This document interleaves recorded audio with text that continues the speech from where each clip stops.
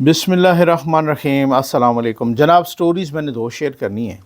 मैंने कल एक वीडियो की थी कि ईरान ने हमले का ऐलान किया है इसराइल का।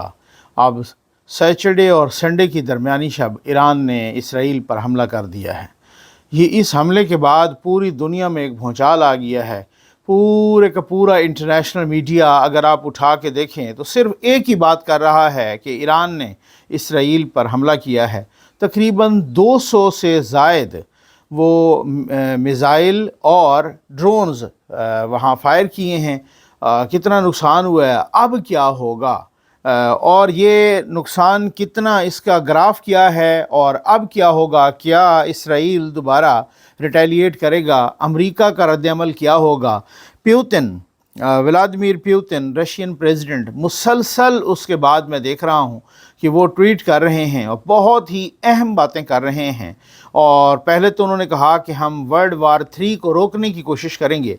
अब उन्होंने लेटेस्ट एक ट्वीट की और उन्होंने कहा कि जी इसराइल कामयाब हुआ है वर्ल्ड वार 3 को शुरू करने में, और अगर अमेरिका यहाँ आता है तो फिर हम भी, और उन्होंने तो बाकायदा ब्लॉक बना दिए हैं। इस पे बात करेंगे।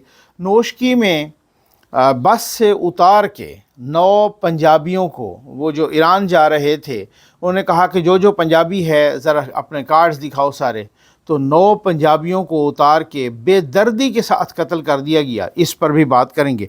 बस जल्दी से आप चैनल सब्सक्राइब कीजिए, जहां घंटी का निशान बना हुआ उसे प्रेस कीजिए ताकि हर नई आने वाली वीडियो आप तक पहुंचती रहे। और हमारे वाटर प्रोजेक्ट्स अल्हम्दुलिल्लाह फिर से शुरू हो गए हैं और मसाजिद में लग रहे हैं। व्हील चेयर प्रोजेक्ट्स भी शुरू हैं और जो सिलाई मशीन प्रोजेक्ट है वो भी शुरू है। ये नंबर भी डिस्प्ले हो रहा है। बहुत ही अहम, बल्कि अहम तरीन डेवलपमेंट है। बहुत सारे लोग कह रहे हैं कि क्या ये वर्ल्ड वार 3 की शुरुआत है। अल्लाह माफ़ करे ऐसा ना हो कि ये वर्ल्ड वार 3 शुरू हो, बल्कि पुतिन ने तो बाकायदा ब्लॉक बना दिए हैं कि इधर Russia, China, Iran, north Korea, Yemen ये हैं, उधर जो है ना यूएसए, इज़राइल, यूके और नेटो। तो अगर आप कौन से ब्लॉक का हिस्सा बनेंगे, बहुत बड़ी बात है। अभी मैं बहुत सारे लोग कह रहे हैं हुआ क्या है। अक़वाम मुत्तहिदा का एक साबिक इंस्पेक्टर है हथियारों का इंस्पेक्टर है और इंटेलिजेंस का भी, और यूएस बेस्ड है। स्कॉट रिटर इनका नाम है, और ये कहते हैं कि I for an I, Iran struck Nevatim air base with at least 7 of its new hypersonic missiles. Nevatim is home to F-35 fighters that attacked the Iranian consulate in Damascus. Not a single Iranian missile was interrupted. Let that sink in. Israel is defenseless. वो Scott Ritter कहता है, जो कि अक़वाम मुत्तहिदा के हथियारों का inspector है और इंटेलिजेंस बेस्ड बहुत सारे ऑपरेशन को भी उन्होंने कवर किया और इंटेलिजेंस ऑफिसर भी है। वो कहता है कि ईरान ने जो मिसल फायर किए हैं उनमें से कुछ उस एयर बेस पे भी मारे हैं जहाँ पे F-35 तैयारे खड़े थे।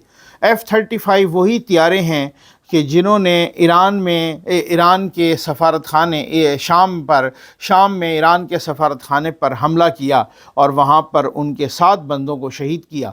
तो वो जनाब वो कह रहे हैं कि ईरान ने कोई 7 मिसल वहाँ पर मारे एयरपोर्ट पर, उस एयर बेस पर कि जहाँ पे ये F-35 तैयारे खड़े थे, और उन्होंने कहा कि एक को भी इसराइल नहीं रोक सका। ये मैं आपको सामने पढ़ के सुना रहा हूँ और बता भी रहा हूँ कि ये कौन हैं। ये आप चेक भी कर सकते हैं। स्कॉट रिटर नामी हैं ये अक़वाम मुत्तहिदा के। उनमें से एक को भी इंटरसेप्ट नहीं किया गया, एक को भी रोका नहीं गया। तो इसका मतलब आखिर पे वो लिखते हैं कि इसराइल का जो डिफेंस सिस्टम है वो फेल हो गया। इसराइल का जो डिफेंस है, इसराइल इज़ डिफेंसलेस। ये बहुत बड़ी बात है। लोग इसको बहुत ज़्यादा गौर से देख रहे हैं। पुतिन मुसलसल वीडियोस शेयर कर रहा है जितनी तेज़ी के साथ।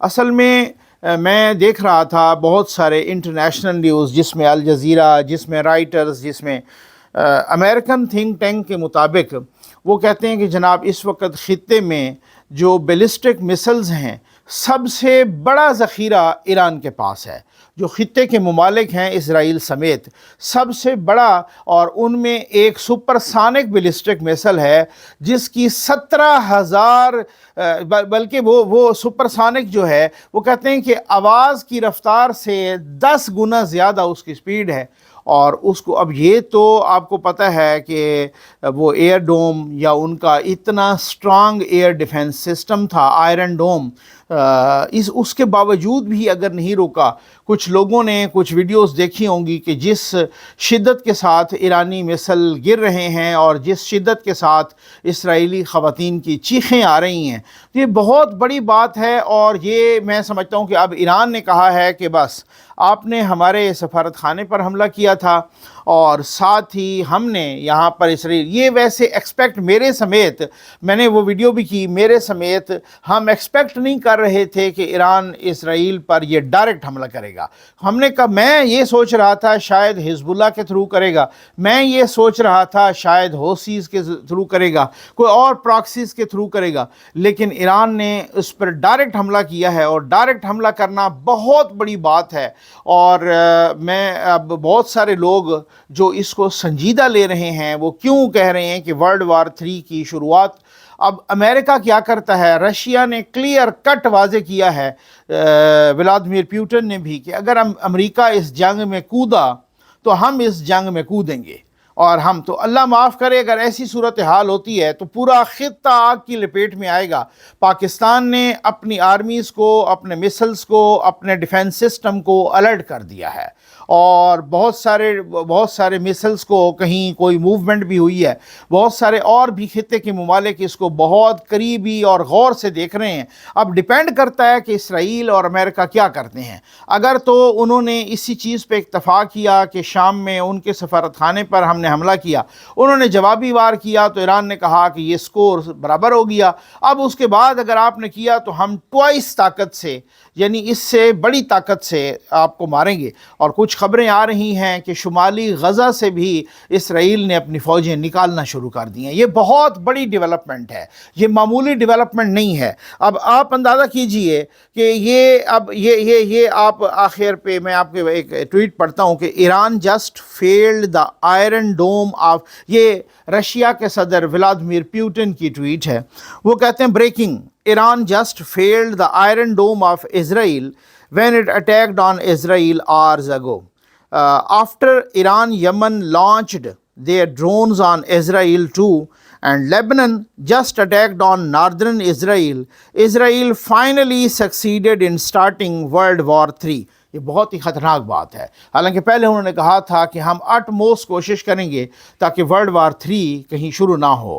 اور امریکن کچھ تھنک ٹینکس ہیں وہ یہ بتا رہے ہیں کہ اسرائیل کے وزیر اعظم جو کہ امریکہ میں ہیں، وہاں پہ بڑی میٹنگ ہے، اقوام متحدہ نے بھی سیکیورٹی کونسل کا ہنگامی اجلاس بلایا ہوا ہے اس حملے کے بعد، اور وہاں پر اسرائیل کے وزیر اعظم جو کہ امریکہ میں گئے ہوئے ہیں، تو بہت سارے امریکی تھنک ٹینک یہ بتا رہے ہیں کہ بھائی فار دا ٹائم بینگ، ابھی تک تو جو بائیڈن پہ بہت بڑا پریشر ہے کہ یہ اسرائیل پہ حملہ، امریکہ پہ حملہ ہے، بہت سارے لوگ وار مانگرز جو ہیں وہ کہہ رہے ہیں، لیکن ابھی تک کی جو صورتحال ہے تو وہ تھنک ٹینک بتا رہے ہیں کہ ابھی تک جو بائیڈن نے سوری کیا ہے یہاں پر اسرائیل کے وزیر اعظم کو کہ بھائی سوری، ہم اس تنازع میں نہیں پڑ سکتے، کیونکہ ایران نے کہا کہ اگر امریکہ پڑے گا تو پھر امریکہ کی بیسز اور فوجی اور انسٹالیشن عراق میں بھی ہیں، شام میں بھی ہیں، قطر میں بھی ہیں، مڈل ایسٹ کے باقی کنٹریز میں بھی ہیں، جارڈن میں بھی ہیں، اور اسی طریقے سے اسرائیل میں بھی ہیں،